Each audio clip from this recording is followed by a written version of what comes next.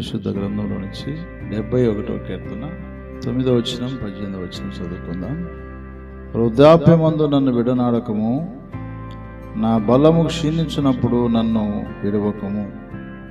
దేవా, వచ్చు తరమునకు నీ బాహుబలమును గూర్చియు, పుట్టబో వారికి అందరికీ నీ శౌర్యమును గూర్చియు నేను తెలియజెప్పినట్లు తెల్ల నెరసి వృద్ధుడనై ఉండే వరకు నన్ను విడవకుము. ఎందుకొరకు వృద్ధాప్యమందు విడనాడకము అన్నాడు అని అంటే, ఆ వృద్ధాప్యములో కూడా దేవుని యొక్క బాహుబలమును గురించి, దేవుని యొక్క శౌర్యమును గురించి ఎవరికి నేర్పించాలంట? పుట్టబో వారికి, మరొక తరానికి నేర్పించటానికి నన్ను విడిచిపెట్టక నన్ను గట్టిగా పట్టుకోయ్యా అని ఆయన ప్రార్థన చేస్తున్నారు.